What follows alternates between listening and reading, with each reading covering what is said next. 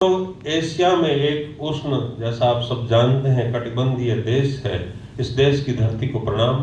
हम 17 तारीख से मलेशिया में यहाँ आ गए, घूम रहे हैं, सब जगह घूमा और हमें कहीं ये नहीं लगा कि मलेशिया में भारत को देखा, मलेशिया में भारत को देखा और भारत तो क्या है, विश्व में है। भारत जो प्रकाश में रहे, कहाँ भारत नहीं है।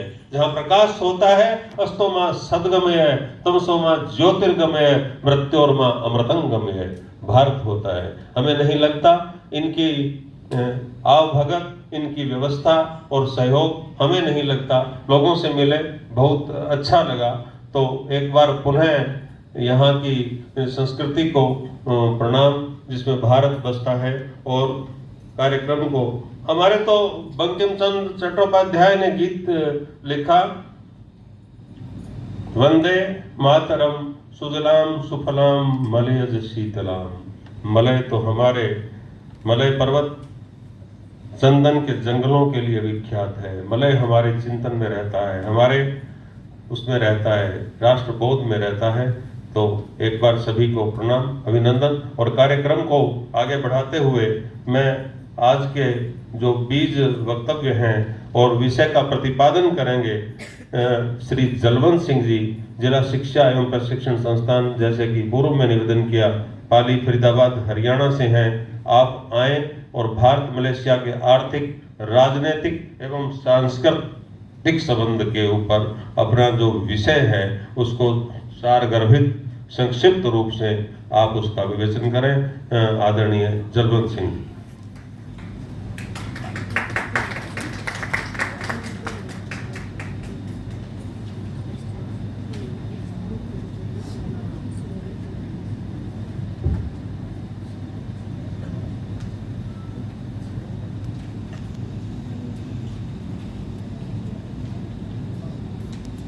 भारत भाषा संस्कृति वेद ज्ञान भंडार, गौ गंगा गीता जहां है अद्भुत उपहार। गुरु गोविंद माता पिता ज्ञान लोक के द्वार, मन वचन कर्म सेवा करो यह जीवन का सार। भारत भाषा संस्कृति वेद ज्ञान भंडार, भारत भाषा संस्कृति वेद ज्ञान भंडार। नेताजी सुभाष चंद्र बोस भारतीय सांस्कृतिक केंद्र, high commission of India, Kuala Lumpur और साहित्य संचय शोध संवाद फाउंडेशन की ओर से मां भारती का स्मरण करते हुए मैं मंचासीन प्रबुद्ध जनों का हार्दिक अभिनंदन करता हूं, स्वागत करता हूं। हमारे आज के समारोह के मुख्य अतिथि हैं डॉक्टर मणिमारन सुब्रमण्यम जी। कार्यक्रम की अध्यक्षता कर रहे हैं प्रोफेसर उमापति दीक्षित जी। सानिध्य मिला हुआ है हमें निदेशिका रमैया हिरण्य जी का। और मैं नाम यहाँ पर लेना चाहूँगा, स्वागत भी और आभार भी, मारवाड़ी युवा मंच मलेशिया से मैम अंजू पुरोहित जी का स्वागत, बहुत बहुत आभार। विषय प्रतिपादन का उत्तरदायित्व मुझे दिया गया है। मैं जलवंत सिंह, हरियाणा जिला शिक्षा एवं प्रशिक्षण संस्थान पाली की ओर से आपके सम्मुख उपस्थित हुआ हूं। भारत के भिन्न भिन्न प्रांतों से सम्मानित विद्वान साथियों का हार्दिक अभिनंदन है, यहाँ पर स्वागत है। अलग अलग रूपों में हम भारत का यशोगान करने, मंगल गान करने एकत्रित हुए हैं। मंगल गान इसलिए क्योंकि भारत की महानता तो है। भारत की महानता इसलिए है कि हमने अपने नैतिक और सांस्कृतिक मूल्यों को कभी भी जबरदस्ती किसी पर थोपने का प्रयास नहीं किया। जिसको जितना भी अच्छा लगा स्वेच्छा से उसने आत्मसात किया है। हमारी महानता इस बात में है कि हमने कभी भी विस्तारवादी साम्राज्यवादी नीति का अनुसरण नहीं किया। युद्ध हमने विवशताओं में लड़े हैं। हमने युद्ध स्वयं को बचाने के लिए और स्वयं की सीमाओं को बचाने के लिए लड़े हैं। युद्ध ये गांधी और गौतम का देश है। युद्ध कभी भी हमारी संस्कृति का वाहक नहीं बने। हमारी संस्कृति का वाहक बने हैं विद्वान, व्यापारी, विदेशी यात्री हमारी संस्कृति का वाहक बने हैं, राजदूत और धर्म प्रचारक हमारी संस्कृति का वाहक बने हैं, दुनिया के अलग अलग देशों में बसे हुए हमारे प्रवासी भारतवंशी भारतीय। एक कहानी याद आती है।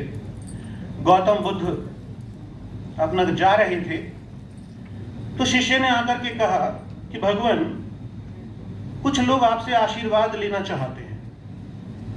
गौतम बुद्ध ने कहा तो अच्छी बात है, आप भेजिए। कि भगवान आशीर्वाद लेना चाहते हैं, लेकिन कुछ वो दुष्ट प्रवृत्ति के लोग हैं, गलत संगत के लोग हैं। कोई बात नहीं, आप भेजिए। गौतम बुद्ध के पास जब वो गए, बुद्ध जी ने आशीर्वाद दिया, एक बनो, नेक बनो, जहां हो वहीं रहो। कुछ देर बाद एक दूसरा समूह भी आशीर्वाद लेने आया और शिष्य ने कहा कि भगवान, एक दूसरा समूह भी आपसे आशीर्वाद लेने आया है, लेकिन संयोग से बहुत ही अच्छे विद्वान लोग हैं, बड़े अच्छे अच्छे लोग हैं, भेजिए आप। गौतम बुद्ध ने उन्हें आशीर्वाद दिया, एक से अनेक बनो, यत्र तत्र सर्वत्र रहो। शिष्य को बड़ा आश्चर्य हुआ, भगवान, जो गलत प्रवृत्ति का जो पहला समूह था उसको आपने एक बनो, नेक बनो, जहां हो खुश रहो वहीं रहो, लेकिन दूसरे समूह के लिए आपने अलग अलग होने का संदेश दिया, ऐसा क्यों?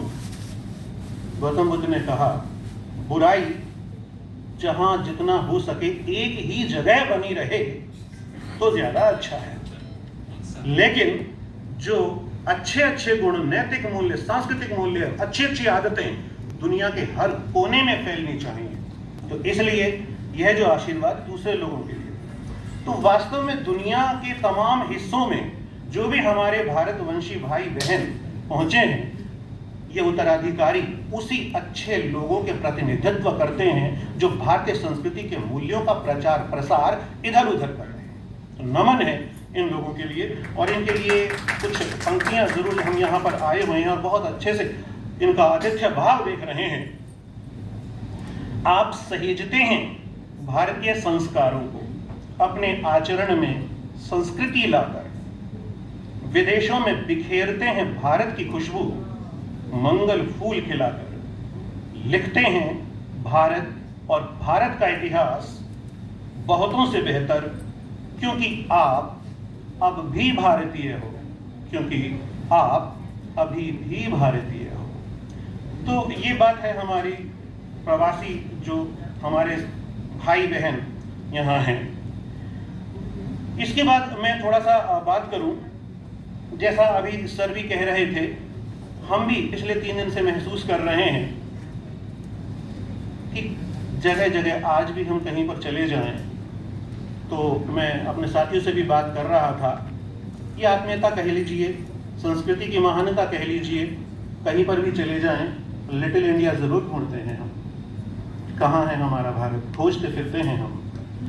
तो ये कोई नई बात भी नहीं है। अगर मलेशिया के संदर्भों में मैं बात करूं तो भारत की आज़ादी के 10 साल बाद 1957 में मलेशिया ब्रिटिश औपनिवेशिक साम्राज्य से मुक्ति प्राप्त की इन्होंने, लेकिन जो विदेश मंत्री दातुक सैरी सैफुद्दीन अब्दुल्ला जी ने कहा कि हमारे संबंध मात्र ये 65 साल के नहीं हैं, 65 साल से भी अधिक पुराने हैं। बिल्कुल ठीक कहा उन्होंने। इसलिए ठीक कहा कि थोड़ा सा, क्योंकि मैं विषय प्रतिपादन कर रहा हूं तो मैं राजनीतिक परिप्रेक्ष्य में, सांस्कृतिक परिप्रेक्ष्य में, आर्थिक परिप्रेक्ष्य में बात करना चाहता हूं। तो इसके लिए थोड़ा सा हम अपनी आज़ादी 1947 से कुछ पहले और कुछ 1947 के तुरंत बाद का अगर भारत देखने का प्रयास करें तो हमें चलना होगा इस स्थान की ओर, इस स्थल की ओर। ये जगह, स्थान, सर अभी बात कर रहे थे, इतना अच्छी बात है। नेताजी सुभाष चंद्र बोस भारतीय सांस्कृतिक केंद्र के अंदर हम यहाँ पर बैठे हुए हैं और मात्र परसों 23 जनवरी है, 126 वर्ष हम जयंती मनाने जा रहे हैं 23 जनवरी को नेताजी की। तो मलेशिया की बात अगर हम कर रहे हैं, भारत की बात कर रहे हैं और नेताजी को ना याद करें तो बड़ी बेईमानी बात होगी। इसलिए हमें याद करना होगा नेताजी सुभाष चंद्र बोस को, हमें याद करना होगा 23 जनवरी को, हमें याद करना होगा इंकलाब को, हमें याद करना होगा आजाद हिंद फौज को, हमें आजाद करना होगा तुम मुझे खून दो मैं तुम्हें आजादी दूंगा, हमें याद करना होगा दिल्ली चलो। तो जब हम नेताजी की बात करते हैं तो इतिहास की पुस्तकों में हमने पढ़ा है कि किस तरह से जिन दिनों भारत के अंदर गांधी जी की आजादी के लिए देशभक्ति की लहर चल रही थी, उन्हीं दिनों विदेश में सुभाष चंद्र बोस जी की धूम मची हुई थी। सुभाष जी ने विदेशी ताकतों से सहयोग लेकर के, जापान और जर्मनी के सहयोग लेकर के इस देश को आज़ाद कराना चाहा। जापान से मदद ली, जर्मनी से मदद ली। जर्मनी से थोड़ा सा टकराव भी हुआ क्योंकि जर्मनी ने थोड़ी सी एक शर्त भी रखी उस समय कि रशिया के खिलाफ, रूस के खिलाफ कुछ सहयोग उन्होंने पहले मांगा, क्योंकि नेताजी, हम लोगों को पता है कि युद्धबंदी जो हमारे भारतीय थे उनकी मदद से एक फौज स्थापित करके उसके प्रयत्नों से देश को आज़ाद कराना चाहते थे। तो जर्मनी से कुछ देर के लिए मोहभंग हुआ, जापान के शासक से बात की, उन्हें एक अच्छा सहयोग मिला और जापान से उस समय आशीर्वाद लेकर के और पनडुब्बी के रास्ते वो सिंगापुर आ पहुँचे। और सिंगापुर जब यहाँ पर आ पहुँचे तो कुछ तारीखें जो अक्सर हम भूल जाते हैं, हमें ज़रूर याद करना चाहिए, और ख़ास तौर से जब हम नेताजी की बात कर रहे हैं और परसों एक विशेष दिवस भी है और राजनीतिक परिप्रेक्ष्य तो हमारा है ही है। 5 जुलाई 1943 1943 जापान के नियंत्रण में सिंगापुर, जहां से पहली बार दिल्ली चलो का नारा दिया गया। 5 जुलाई 1943 के तुरंत बाद 5 सितंबर 1943 कहते हैं इसी कुआलालंपुर के अंदर नेताजी सुभाष चंद्र बोस जी ने 60,000 से अधिक स्थानीय लोगों के समूह को संबोधित किया था, लोगों में देशभक्ति जगाने के लिए। उस कुआलालंपुर, उस प्रारंभिक जो दौर आजादी का चल रहा था, सुभाष जी की जो कर्मठता, ये जो माटी जहां से शुरुआत जो कर रहे थे, हम आज ये हमारा सौभाग्य है कि वहां इस माटी पर यहाँ पर हम पहुंचे हुए हैं। तो नेताजी के नाम पर, उस कर्मठता के नाम पर जरूर एक बार मैं चाहूंगा कि ताली बजा करके जरूर धन्यवाद। 5 सितंबर 1943 के बाद एक तारीख हमारे लिए और महत्वपूर्ण है, क्योंकि मैं इतिहास से भी जुड़ा हुआ हूं, तो बहुत अधिक ऐतिहासिक तथ्यों में तो मैं नहीं पढ़ता, लेकिन कम से कम जो टर्निंग पॉइंट्स होते हैं उनको जरूर याद रखना चाहिए हमें। 21 अक्टूबर 1943। 21 अक्टूबर 1943 एक ऐसी तिथि है जो मैं समझता हूं 15 अगस्त 1947 से पहले याद की जानी चाहिए। क्यों? क्योंकि 15 अगस्त 1947 से पहले 21 अक्टूबर 1943 को भारत को आजाद भारत के रूप में संबोधित कर दिया गया था नेताजी सुभाष चंद्र बोस जी के द्वारा। अगर आप जाकर के इसको सर्च करते हैं और पढ़ते हैं कि नेताजी सुभाष चंद्र बोस ने स्वतंत्र भारत की अस्थायी सरकार की घोषणा कर दी और बाकायदा तिरंगा भी फहराया गया था पोर्ट ब्लेयर से। तो लेकिन हम समय समय पर ये तारीखें जो हैं हावी हो जाती हैं कुछ अन्य तारीखों के ऊपर, लेकिन फिर भी तो ये थोड़ा सा प्रसंग मैंने इसलिए ले लिया क्योंकि बड़ा अच्छा यहाँ पर बात हो रही थी और सर भी अभी बात जिक्र कर रहे थे इस चीज़ का। मैं इसके तुरंत बाद की बात करूँ, अगर आज़ाद भारत के बाद की बात करूँ, 1962 की बात करूँ, 1962 हम लोगों को याद है भारत और चीन का आक्रमण। 1962 भारत चीन के आक्रमण के समय विदेशी जो अच्छे प्रभुत्वशाली देश थे अपने स्वाभिमान को गिरवी रखकर भारत का साथ देने के लिए मना कर दिया उन्होंने। मैं याद दिलाना चाहता हूं उस समय मलेशिया ने 1962 भारत चीन के युद्ध में बड़ी निर्भीकता के साथ, बड़ी निडरता के साथ एकमात्र जो देश जो चाइना के अगेंस्ट लड़ाई में हमारे साथ खड़ा हुआ था वो मलेशिया था।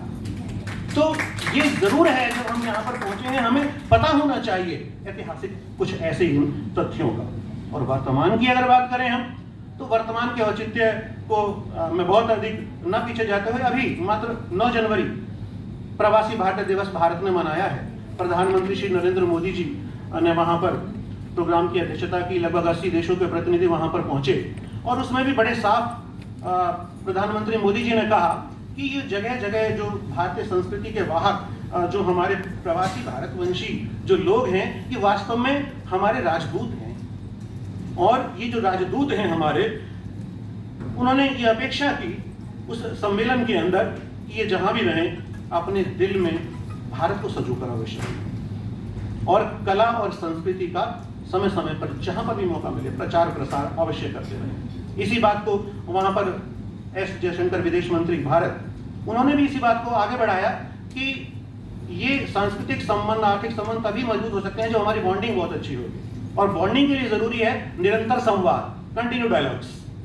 निरंतर संवाद जितना ज्यादा होगा, संवादों से संभावनाएं निकलती हैं, सॉल्यूशंस निकलते हैं। तो इस चीज को भी मात्र अभी 12 दिन पहले भी महसूस किया गया, इसी जो राजनीतिक जो हम परिप्रेक्ष्य बोल देते हैं भारत या अन्य देशों के साथ जो संबंधों की हम जो बात करते हैं। मैं सांस्कृतिक आजादी के सांस्कृतिक संबंधों की अगर मैं बात करूं बार बार,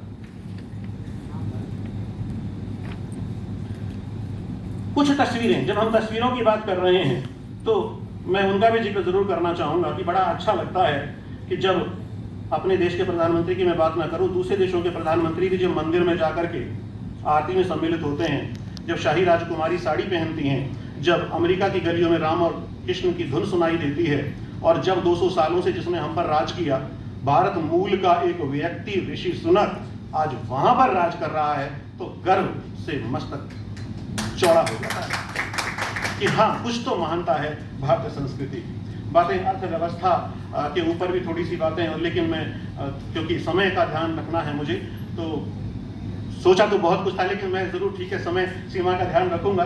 तो समापन की ओर चलते हुए हिंदी के ऊपर बहुत सारी बात होंगी, क्योंकि भाषा के ऊपर मैंने आरंभ किया था, तो भाषा के ऊपर मात्र 4-6 शब्द जरूर आपके लिए बोलूंगा कि हिंदी देश का गौरव है, हिंदी भविष्य की आशा है, जन जन की वाणी ने हिंदी का रूप तराशा है, हिंदी चरित्र है भारत का, यह नैतिक परिभाषा है, हिंदी हम सब का स्वाभिमान बने, यह हम सबकी अभिलाषा है, हिंदी देश का गौरव है, हिंदी भविष्य की आशा है, हिंदी भविष्य की आशा है। दिल हमारे एक हैं, एक हमारी जान, हिंदुस्तान हमारा है, हम हैं इसकी शान, मेरा भारत महान, मेरा भारत महान। जय हिंद, जय भारत।